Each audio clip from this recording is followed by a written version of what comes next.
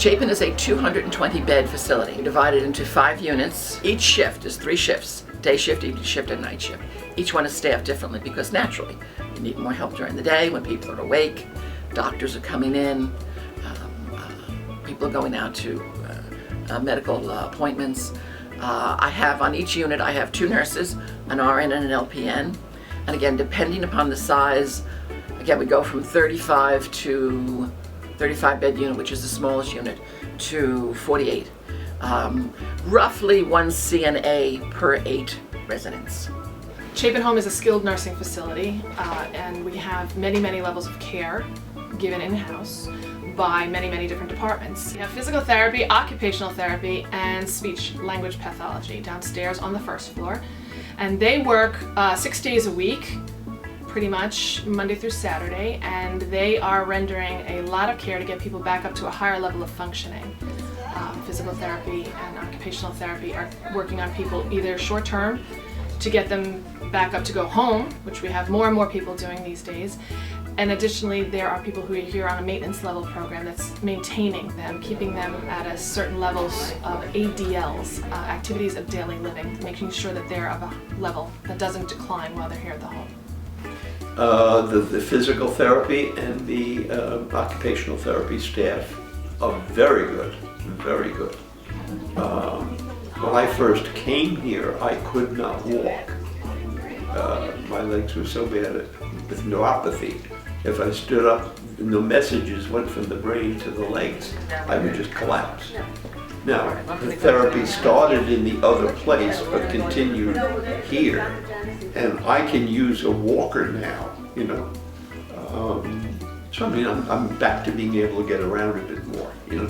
We also do a lot of smaller, intimate programming. A lot of the people who live here have some level of dementia, so those smaller groups are kinder for them, and we can do more one-to-one and gentler things to get response and to get some smiles and ease around their condition.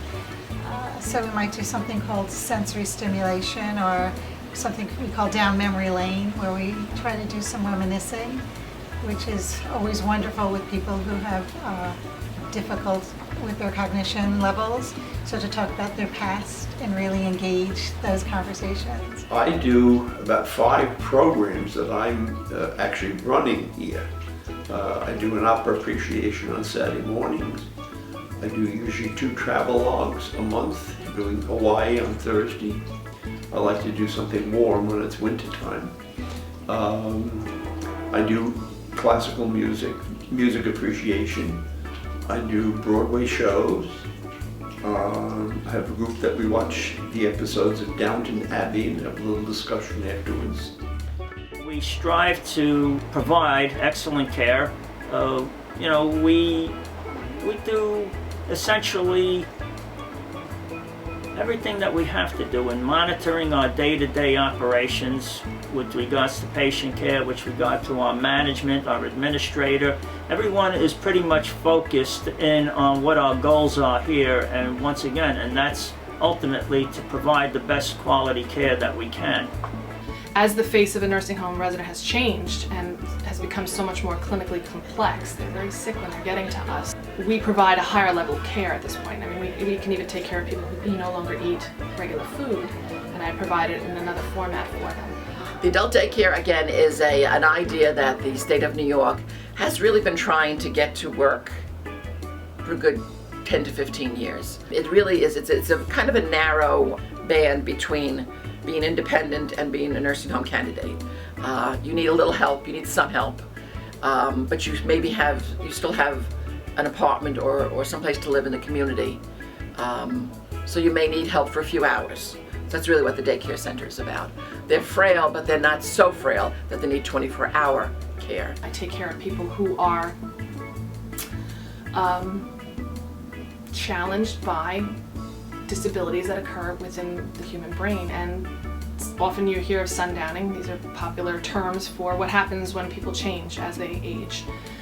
We have extensive training in our facility across all disciplines to teach our staff how to react and how to comfort someone who's going through this. Often it's difficult. You can't get someone to come back and to say, you're not feeling that way, or that's not correct, or you're not understanding what's going on. We have to sometimes provide distractions or provide alternate areas for them to either pace off their energy or distract them from maybe what's something stirring in their brain and bothering them. But extensive training is the only way I can take care of these people. Because we're trying to also not use medications. Non-pharmacological interventions they've proven that they help the most and help our residents adjust to the changes. Sometimes there are medications that have to be used. That's just the reality. We try to use them as little as possible. Here we have activities all day. We have programs that happen on our floors, on the different floors, in our beautiful great hall or the multi-purpose room. We have special events that happen around holidays or special occasions.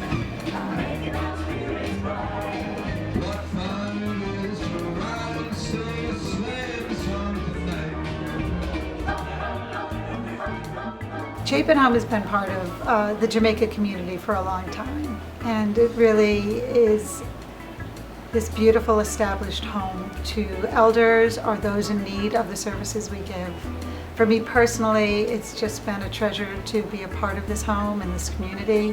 I know that it has a lot to give, to offer not just the person who lives here or who's here for other services, but to their family and their friends.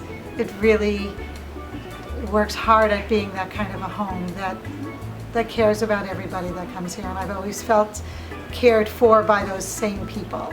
So it's just been a treasure to be a member of this family. Convenience is of the utmost, because you want to be able to be sure that you can visit without, having to travel great distances, and be sure that, you make it convenient for other family members to visit at the same time. But you want to be sure that you're choosing a quality environment, someone who, and some organization that's going to provide the best health care that is possibly given. Given this here, it all comes down to a personal decision, and a difficult one at most. It becomes a very emotional day when a visitor arrives, a family member that is, arrives with their family member who's being placed, and it is very difficult. There's a lot of stress, there's a lot of strain on those folks, and we're aware of it, and we try to make that transition as comfortable as we can. We had a lovely board president when I first came here. Lady worked for the FBI, high up, very, very terrific lady. And she used to say that Chapin was the best kept secret in Queens. But I don't think we can stay a secret anymore. So we have to get out there, and we have to get people to know us and to want to come to us.